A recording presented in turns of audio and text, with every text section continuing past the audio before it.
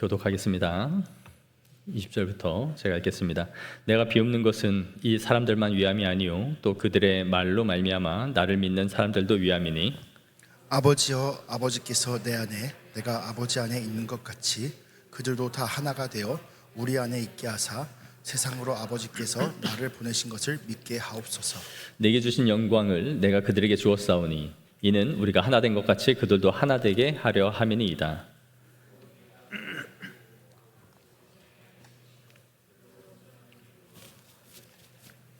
아버지께서 나를 보내신 것과 또 나를 사랑하신 같이 그들도 사랑하신 것을 세상으로 알게 하려 함이로소이다. 아버지여, 내게 주신 자도 나 있는 곳에 나와 함께 있어 아버지께서 창세 전부터 나를 사랑하심으로 내게 주신 나의 영광을 그들로 보게 하시기를 원하옵나이다.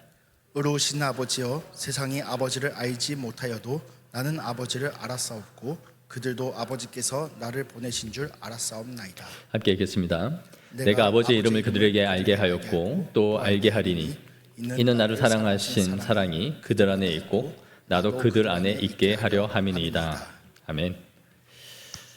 1984년도에 에티오피아의 사상 유례 없는 정말 초유의 위기에 직면한 적이 있었습니다. 정치적인 불안정과 함께 유례 없는 가뭄으로 인해 살인적인 이 기근이 왔었는데요. 이러한 상황이 전 세계에 보도되자 많은 사람들이 가슴을 아파했습니다. 이것을 해결하기 위해 이 퀸시 존스라는 사람이 작곡을 의뢰하게 되는데 그때 그 작곡을 부탁받은 사람이 바로 마이클 잭슨이었습니다. 이 마이클 잭슨은 라이오넬 리치라는 이 사람과 함께 곡을 써서 내려갔는데 그때 만들어진 앨범이 우리가 알고 있는 We Are the World라는 노래예요. USA for America라는 이 프로젝트 앨범이었습니다. 이 곡을 부르기 위해 당시에 이 세계적인 스타들이 다 참여를 했는데 약 40여 명이 함께 이 앨범을 불렀습니다. 우리가 아는 스티븐 원더나 사이먼 앤 가펑클의 이 폴 사이먼, 그리고 또 밥 딜런과 같은 이 세계적인 대스타들이 모였습니다. 근데 한 자리에서 이것을 연습하고 하는 것이 어렵기 때문에 카세트 테이프에 다 녹음을 해서 보내고 각자 연습을 했던 것 같아요. 그래서 그 작업을 하기 위해 농담으로 모두 자신의 그 자존심 따위는 다 내려놓고 들어오라라고 할 만큼 기라성 같은 사람들이 모였던 거죠. 그래서 자신이 그 짤막한 한 구절을 부르는 것에 대해서 내가 원하는 파트에 어떤 노래를 부르고 싶다라는 개인적 욕심 따위는 다 내려놓고 참여하라라는 그런 의미였던 것이죠. 이 음반은 전 세계적으로 2천만 장이 팔렸고 가장 많이 팔린 이 싱글 앨범으로 기록되어 있다라고 해요. 지금은 깨졌을지도 모를 것 같아요. 그런데 이 판매 수익금이 전부 이제 이디오피아와 수단으로 사용되었습니다. 당시 노래의 가사는 우리가 예상하는 것처럼 전 세계는 모두 다 한 가족이고 우리가 세상을 밝힐 사람들이니 우리의 손을 내밀어 그들을 도와주고 세상을 도와주자라는 그러한 내용이었습니다. 온 세계가 하나가 되어 이 아프리카의 기근과 아픔을 해결해 보자라는 운동이었던 것이죠. 오늘 우리가 마지막으로 예수님의 대제사장적 기도를 살펴보고 있는데 예수님의 이 기도의 마지막의 이 하이라이트는 바로 우리의 하나됨을 위하여 기도하고 있습니다. 20절에 내가 비옵는 것은 이 사람들만 위함이 아니요 또 그들의 말로 말미암아 나를 믿는 사람들도 위함이니. 이제 이 제자들, 남겨진 제자들을 통해서 미래에 형성될 교회, 하나님의 자녀들, 그들을 다 포함하여 이제 하나님의 나라가 전 세계에 확산되어졌을 때에 그 모든 교회들을 지금 위하여 기도를 하고 있는 것이에요. 앞으로 제자들을 통해 믿게 될 하나님의 사람들, 그리고 교회가 하나 되어지기를 열망하고 있는 것이죠. 11절 하반절을 보시면 아버지여, 내게 주신 아버지의 이름으로 그들을 보존하사 우리와 같이 그들도 하나가 되게 하옵소서. 오늘 본문 21절도 보시면 아버지여, 아버지께서 내 안에 내가 아버지 안에 있는 것 같이 그들도 다 하나가 되어지기를 구합니다. 23절에 곧 내가 그들 안에 있고 아버지께서 내 안에 계시어 그들로 온전함을 이루어 하나가 되게 하려 함이니이다. 20에서 26절에 계속 강조되고 있는 것은 다 이 교회의 하나됨을 강구하는 것입니다. 나머지는 그 하나됨을 어떻게 이룰 수 있을지, 또 그 하나됨을 통해 우리가 얻게 될 영광과 기쁨이 무엇인지를 말해주고 있는 것이죠. 교회의 하나됨에 대한 열망은 이 본문에서만이 아니라 바울의 서신에서도 잘 나타나 있습니다. 에베소서 4장 3절 4절 우리 한번 읽어볼까요? 시작. 평안에 매는 줄로 성령이 하나 되게 하신 것을 힘써 지키라. 몸이 하나요 성령도 한 분이시니 이와 같이 너희가 부르심의 한 소망 안에서 부르심을 받았느니라. 아멘. 하나됨은 어떻게 보면 이 교회에 주신 굉장히 중요한 명령 가운데 하나예요. 28장에 있는 지상 대사명, 외부적으로 주신 명령을 우리가 생각하지만 사실 내부적으로 주신 이 하나됨이 없으면 이룰 수 없는 거예요. 밖으로 나가서 아무리 선교를 한다고 외쳐도 교회의 하나됨이 깨뜨려지면 의미가 없는 것이죠. 우리가 어떤 일을 함에 있어서 성숙하고 또 그 성숙한 사람이 가장 주의하여 살펴보는 것 가운데 중요한 원리가 있다면 그것은 교회의 하나됨을 파괴하는가 아니면 그 하나됨을 공고히 하고 덕을 세우는가 하는 것을 기준으로 생각해야 되는 거예요. 내가 하는 행위, 내가 하는 섬김, 이러한 것이 교회의 하나됨을 깨뜨리는 것인가 세우는 것인가를 가지고 분별한다면 대부분이 유익한 방향, 바른 방향으로 결정을 할 수 있는 것이죠. 그런데 우리가 이 하나됨을 추구하면서도 주의해야 할 것이 있습니다.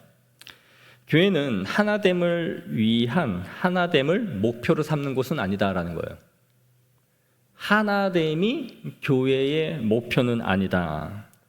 즉 교회는 하나됨을 추구하는 곳이지만 하나됨을 그저 목적으로 삼지 않는다라는 것입니다. 왜냐하면 이 세상에 존재하는 모든 기관들은 다 하나됨을 추구하지 유독 교회만 하나되자라고 말하는 것은 아니죠. 유엔과 같은 국제기구들도 어떠한 세계적인 문제를 해결하기 위해 다 하나가 되어서 하나로 모여서 그것을 해결하기 위해 힘을 모으는 것이 국제기구입니다. 일반 회사나 어떤 단체든지 단합대회도 하고 워크숍도 하죠. 그렇게 하는 이유가 뭡니까? 우리 으쌰으쌰 힘을 합쳐서 실적도 올리고 다 우리 하나 돼서 우리가 원하는 목표를 이루어 보자라는 의미예요.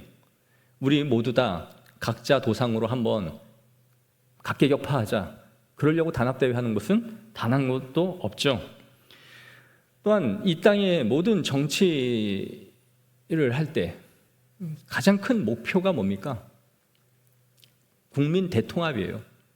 어떻게 하면 이 사회를 대통합시킬 수 있을까 하는 것은 언제나 그들이 하고자 하는 맨날 말하는 그 목표 중에 하나인 것이죠.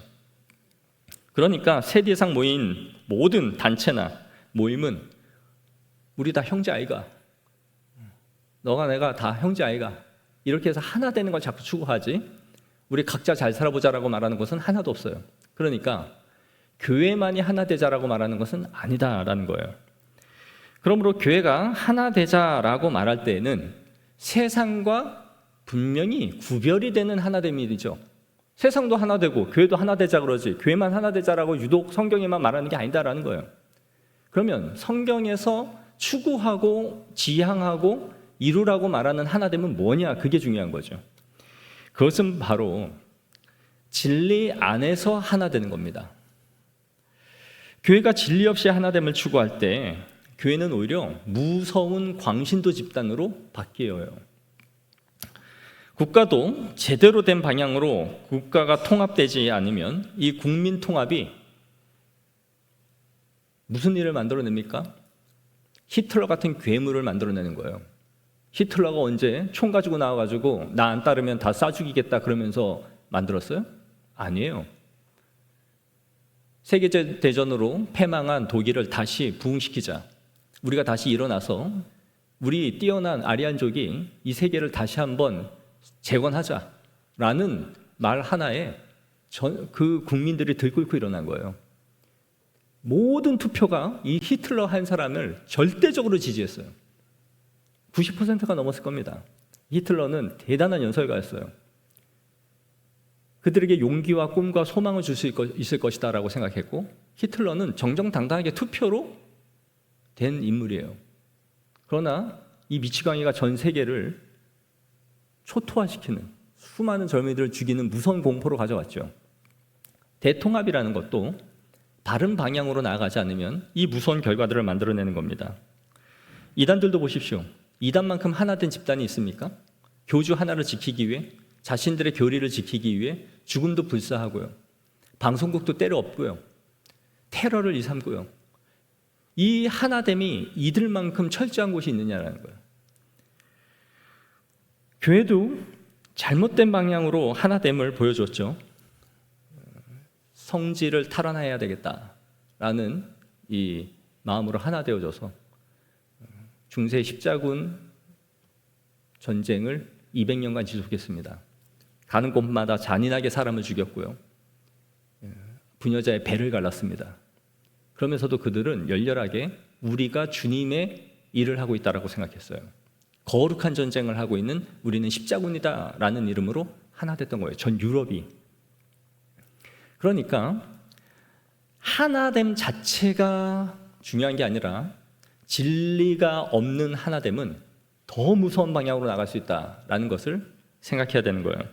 특히 오늘날과 같이 관용과 포용을 목표로 삼는 이 시대에 있어서 우리는 진리 안에서 하나가 되는 것이 무엇인지를 깊이 생각해 봐야 하는 것입니다.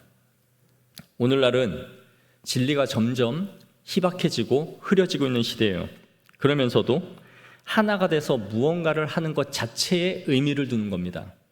진리는 없으면서도 하나가 돼서 무언가를 하고 모이고 잘하고 있다면 뭔가 잘 되고 있다라는 착각을 가질 수 있는 거죠. 진리가 없으면서도요. 그래서 교회는 항상 모든 시대마다 이 진리와의 싸움을 벌여왔어요. 진리와의 전투를 벌였다고요. 남북이 지금 갈라져 있지만 통일이 된다면 무슨 일이 벌어질까요? 교회는 진리와의 전쟁에 들어갈 겁니다. 수없이 많은 이단들도 북한에 복음으로 재건하겠다고 막대한 재정력을 쏟아부으면서 교회를 지을 거예요. 그들의 목사들을 파송할 거고 우후죽순 교회가 다 생겨날 겁니다. 그때는 지하교회 성도들도 뭐가 진리인지 몰라요. 그들은 한 번도 그렇게 배워본 적이 없기 때문에, 오직 쪽복음 가지고만 신앙생활을 했기 때문에 진리로 무장되어져 있는 그것을 가르칠 만한 평신도와 목회자가 준비되지 않으면 진리와의 전쟁에서 밀려나는 거예요. 교회는 논쟁을 일삼는 곳이 아니지만 진리와의 전쟁을 피할 수 없었습니다. 그래서 성경을 가르치는 교사들의 중요한 직무 가운데 하나가 바로 이 진리와의 싸움이었어요. 그래서 J.I. 패커 박사는 논쟁은 때로는 교사의 의무다라고까지 말했어요. 세워진 교사들의 가장 중요한 일은 복음으로 논쟁을 하는 것이다. 조나단 에드워즈 목사는 나는 논쟁하기 위해 태어났다라고 할 만큼 그 시대의 진리와 싸운 사람입니다. 우리가 잘 알고 있는 스펄전 목사님이 설교를 잘하는 황금의 입이다라고 불렸지만, 그는 성경 무호, 대속의 교리, 하이퍼 칼비니스트와의 논쟁을 벌여야 했어요. 그리고 자신의 속한 교단이 자유주의 목회자들에 의해서 점령당하고 그들이 징계를 당하지 않고 그들의 신앙 고백이 채택되자 교단을 탈퇴했습니다. 그리고 그의 말년이 매우 외로워졌어요. 진리가 교단에서 벗어났다라고 했을 때 자신만이 탈퇴하면서까지 교회를 지키려고 했던 것이죠. 우리는 논쟁 자체가 교회를 깨뜨린다라고 생각해야 되는 것이 아니라 진리가 아닌 비본질이 교회를 깨뜨린다라는 걸 알아야 됩니다. 진리와의 논쟁이 교회를 깨뜨리는 게 아니라 비본질을 가지고 싸우려 할 때에 교회는 깨뜨려지는 거예요.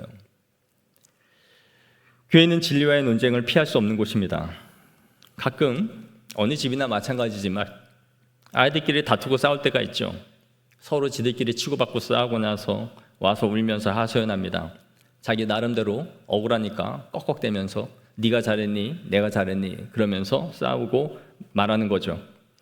그런데 부모로서는 이걸 듣고 있는 것이 매우 피곤하고 듣기 싫죠. 누구의 잘잘못을 가려놓는 것 그 자체가 의미가 없다라고 생각될 때가 있는 거예요. 그래서 때론 싸우면 무조건 둘 다 혼내는 겁니다. 니도 문제고 너도 문제고 다 문제야. 그리고 싸잡아서 그냥 혼을 내버리죠. 저도 그걸 해봤습니다. 즉 싸움 자체가 일어나지 않게 하겠다라는 의도이죠. 그런데 이러한 것에는 맹점이 따르게 마련이에요. 결국 아이들 사이에는 무엇이 선이고 무엇이 바른 것인지에 대한 개념이 희박해질 수밖에 없는 것이죠. 부모에게 어떤 문제가 일어나서 싸우고 가지고 가봤자 둘 다 혼날 게 뻔하니까 가지고 가지를 않게 되는 거죠. 그 일어난 일에 대해서 선후관계와 정당성에 대해서 배울 기회가 사라져버리는 것입니다. 부모는 편파적이지 않고 공정하게 아이들에게 그 일에 대해서, 일어난 일에 대해서 분쟁을 해결해 줘야 하는 것이지, 분쟁이 일어났다라는 그 자체만 가지고 둘 다 싸그리 혼을 내버리면 아이는 무엇이 잘한 것이고 잘못된 것인지에 대해서 배울 기회를 상실해버리고 마는 것이죠.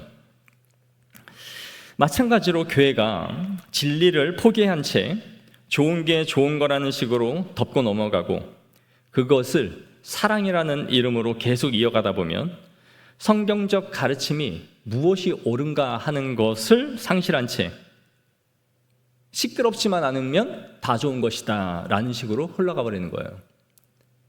아무 소리 안 나고 조용하면 된 거야. 뒤에서는 골마 썩고 문제가 일어나고 비성경적이고 비본질적인 것이 일어나지만 그렇게 되면 교회가 시끄러워지니까 덮어버립시다. 이렇게 되면 진리를 덮어버리는 거죠. 어줍지 않은 사랑으로. 핵심은 교회의 하나됨을 파괴하는 비본질적인 논쟁을 우리가 피해야 하는 것이지, 교회가 마땅히 가르쳐야 할 진리를 묵인하고 덮어버리고 좋은 게 좋다는 식으로 가는 것은 오히려 교회를 무너뜨리는 것입니다. 예수님도 그분이 가르치신 진리 안으로 들어오지 않는 자들을 배척하셨어요. 바울도 복음을 받아들이지 않으면 먼지의 신의 먼지를 털고 다른 곳으로 갔지, 죽어라 우리가 하나 돼보자고, 개나 소나 다 와보라고, 나만 따르면 다 제자라고, 어디 예수님이 그러셨어요? 요한복음을 살펴보면서 단 한 번도 그런 구절이 없죠. 오히려 그들에게 진노와 화가 임할 것이다 라고 선을 그어버리셨지, 다 끌어모아서 하나가 돼야 된다고 가르친 적이 없어요. 그래서 우리가 바른 가르침을 통해 진리와의 싸움을 수행해 나갈 때 오늘 우리 예수님께서 말씀하신 진리로 하나가 되게 하옵소서라는 이 간구가 무엇인지를 알게 될 수 있는 것입니다. 그래서 우리가 자칫 단순히 하나됨 자체를 목적으로 삼는다면 예수님이 오늘 본문에서 말씀하고 있는 이 하나됨의 기도와는 전혀 다른 방향으로 갈 수 있다는 것을 주의하면서 이 말씀을 살펴봐야 되는 거예요.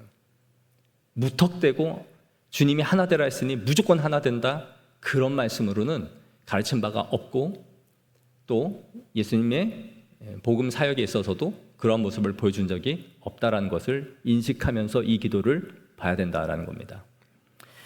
오늘 본문은 하나됨의 이 모델을 우리에게 보여주고 있습니다. 21절을 보세요.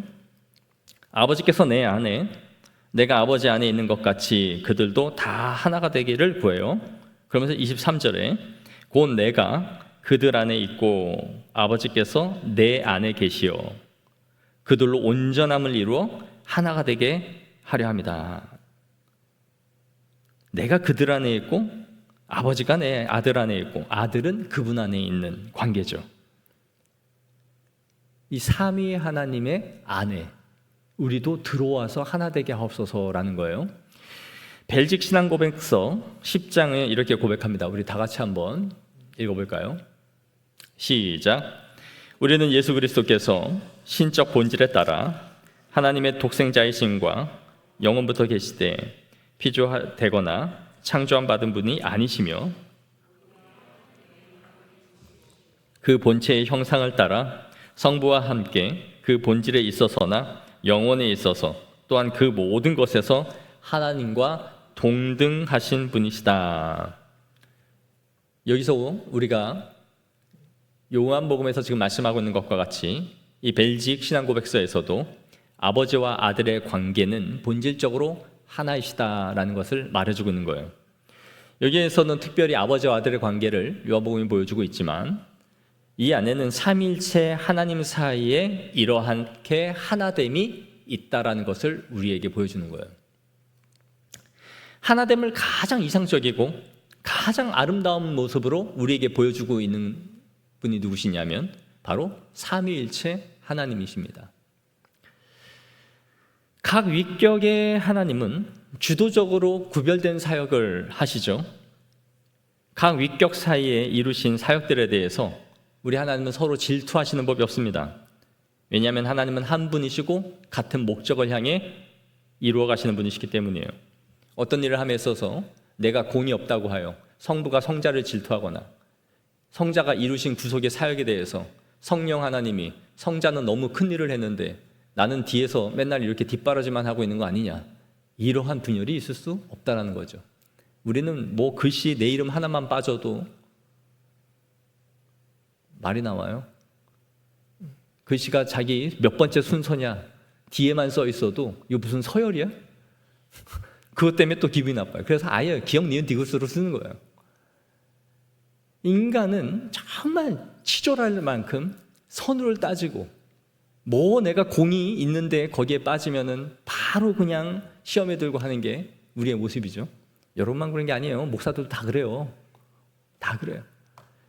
그러나 우리 하나님은 그러지 않습니다. 성부 하나님이 계획하셨을지라도 이것은 삼위 하나님 사이의 협약으로 이루어진 것이고 성자의 모든 사역을 통해 성부와 성령 하나님이 영광을 받으십니다. 또한 성부 하나님의 영원한 작정과 계획을 통해 성자 성령 하나님이 기쁨을 누리십니다. 성령 하나님이 이루시는 구속의 적용을 통해 성부와 성자 하나님이 함께 기뻐하시고 영광을 받으시는 거예요. 이걸 이 천상의 하모니와 같은 거예요. 모두 다 각자의 주도적인 위격적 사역을 주도적으로 감당하시나 삼위 하나님의 본체는 하나됨으로 이 일을 이루어 가시는 거예요. 이 세상 그 어디에도 없는 가장 아름다운 일하심과 존재가 바로 삼위 하나님에 있는 거예요. 저는 우리가 셋 이상의 사람들이 모이면 사회를 구성하죠. 셋 이상이 돼야 공동체예요. 가장 기초가 셋입니다. 그래서 누가 그랬어요? 애는 셋 이상 낳아야 된다고. 그래야 작은 사회가 되는 거예요. 둘이 편먹고 싸우고 한 명 왕따시키고 셋이서 규합도 하고 일도 벌리고 그리고 또 이리 붙고 저리 붙고 하죠. 둘이서는 그게 잘 안 돼요. 그러니까 셋 정도 되면 치열해. 그 안에서 작은 사회가 이미 만들어지는 거예요, 조직이. 그런데 이렇게 삼위일체 하나님의 형상의 본성이 저는 우리에게 다 남아있기 때문이다라고 생각해요. 그래서 자신들이 속한 사회가 하나 되어야 한다라는 이 열망은 우리 안에 있는 하나님의 형상이 있기 때문이다라고 저는 생각해요. 그래서 삼위 하나님에 대한 형상 때문에 인간은 하나됨을 추구하게 되고 그리고 이 삼위 하나님에 대한 인식으로 인해서 우리 모두 다 그러한 사회를 일구려고 하죠. 그러나 죄가 이 세상에 들어와서 이러한 것들을 다 파괴시켜버린 거예요. 그러니까 세상은 하나됨을 추구하는데 어떤 식으로 하나됨을 추구합니까? 군국주의나 전체주의 방식으로 하나됨을 추구해요. 내가 짱을 먹어야 돼요. 내가 왕이 돼서 다 내 밑에서 내가 거느리고 내가 하나로 만들어야 돼요. 내가 제일 높임을 받아야 돼요. 그 하나됨을 추구하는 거죠. 이 삼위 하나님이 보여주신 아름다운 하나됨은 이 세상에 존재하지 않아요. 모두 다 어그러지고 자기만을 위한 하나됨을 추구하는 거예요. 그게 큰 차이가 있는 거죠. 그러나 성경은 아버지와 아들의 하나됨을 가장 이상적으로 수행하고 실천할 수 있는 곳이 바로 어디냐? 교회라고 말씀하시는 거예요. 에베소서 4장 16절 말씀 우리 다 같이 한번 읽겠습니다. 시작. 온몸이 각 마디를 통하여 도움을 받음으로 연결되고 결합되어 각 지체의 분량대로 역사하여 그 몸을 자라게 하며 사랑 안에서 스스로 세우느니라. 이 한 절 안에 다 풀기가 어려울 만큼 너무나 풍성한 의미를 이 구절 안에 담고 있습니다. 분명한 것은 교회의 지체가 긴밀하게 서로 연결되어져 있어서 몸 전체가 영양을 공급받고 함께 성장해 가는 곳이다. 이 몸으로 우리를 말씀해 주고 있는 것이죠. 그래서 교회는 이 세상의 모습과는 구별된 삼위 하나님의 하나됨을 이루어가는 것을 보여줄 수 있는 유일한 신적 기관이 바로 교회인 거예요. 그럼 예수님이 이 하나됨을 통해서 보여주시고자 하신 것이 과연 무엇이었을까요? 왜 이 하나됨을, 이 마지막 대제사장적 기도를 마무리하면서 이토록 간절히 기도하고 있는 것일까요? 20절을 보십시다. 그들도 다 하나가 되어 우리 안에 있게 하사 세상으로 아버지께서 나를 보내신 것을 믿게 하옵소서. 이 첫 번째 이유예요. 우리가 하나 되어야 하는 중요한 이유 가운데 하나는 아버지께서 아들을 세상에 보내신 것을 믿게 하기 위함이다라는 거예요. 다음으로 23절입니다. 하나가 되게 함은 아버지께서 나를 보내신 것과 또 나를 사랑하심 같이 그들도 사랑하신 것을 세상으로 알게 하려 함이니이다. 두 번째 이유는 아버지의 사랑을 세상으로 알게 하는 데 있다. 하나님의 사랑을 세상이 알게 하기 위해서. 마지막 24절. 아버지여 내게 주신 자도 나 있는 곳에 나와 함께 있어 아버지께서 창세전부터 나를 사랑하심으로 내게 주신 나의 영광을 그들로 보게 하시기를 원한다라는 거예요. 예수님이 만세전에 누리셨던 그 영광을 그들에게도 보여주고 싶습니다. 그래서 우리가 성부, 성자, 성령 하나님 안으로 하나 될 수 있도록 하여 주옵소서. 종합하면 이 기도에서 우리의 하나됨을 통해 예수님이 이루고자 하셨던 것은 첫째, 아버지께서 독생자를 이 땅에 보내셔서 우리를 구원하시려고 하시는 그 하나님을 세상으로 믿게 하기 위해서다라는 거예요. 두 번째는 아버지께서 예수님을 사랑하신 것처럼 세상을 얼마나 사랑하시는지를 보여주기 위해서. 세 번째, 아버지의 영광을 우리에게도 보여주기 위해서 우리가 하나 되게 하여 주시기를 원합니다라고 구하시는 거예요. 교회가 아버지와 아들의 하나됨과 같이 이렇게 하나됨을 이룰 때에 이 세 가지 부요함이 우리에게 임하는 것입니다.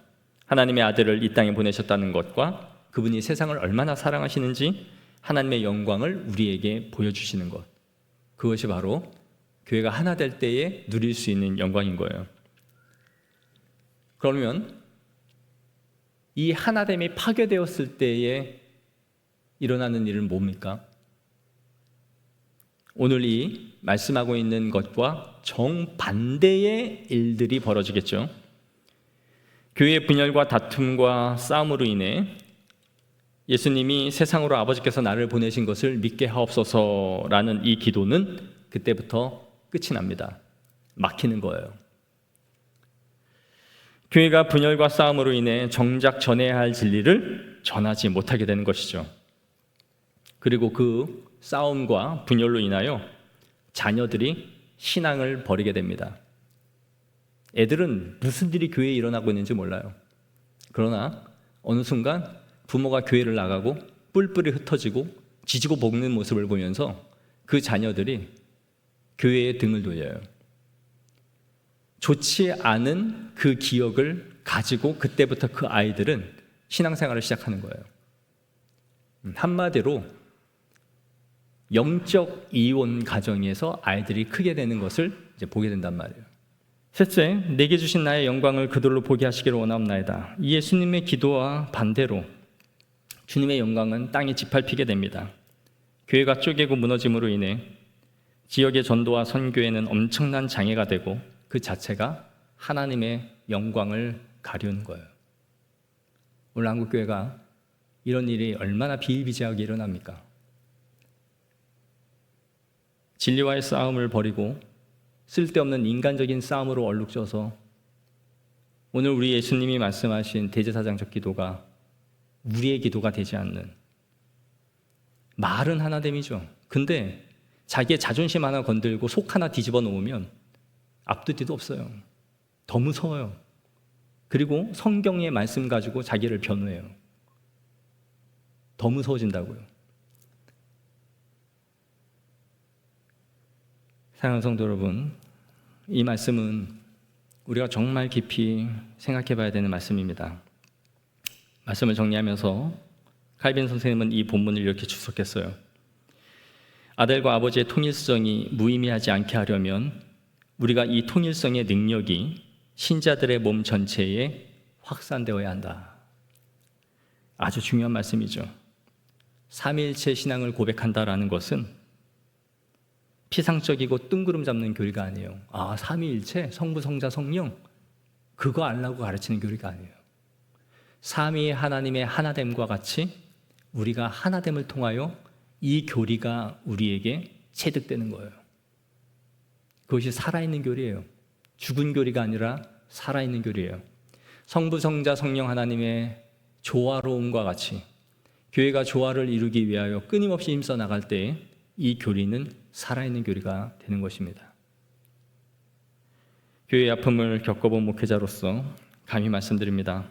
사랑하는 성도 여러분, 평안에 매는 줄로 성령이 하나 되게 하신 것을 힘써 지키십시오. 우리의 개인적인 의견이나 자신의 스타일이나 기질을 넘어서서 진리 안에서 지켜가십시오. 이것을 위해서는 많은 눈물이 필요합니다. 많은 인내가 필요하고 많은 내려놓음이 필요한 거예요. 그것을 항상 생각하면서 주님 안에 함께 하나됨을 이루는 교회 되어지기를 축복합니다. 기도하겠습니다. 하나님 아버지, 오늘 우리 주 예수 그리스도의 당부이자 간절한 기도의 제목처럼 우리가 하나님의 뜻을 따라 아름다운 교제와 하나됨을 이루어갈 수 있도록 도와주시옵소서.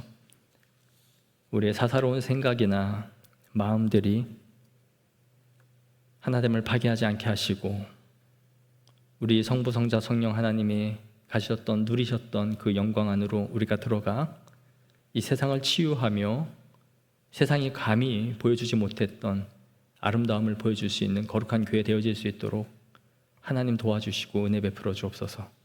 진리로 하나 되게 하옵소서. 예수님의 이름으로 기도하옵나이다. 아멘.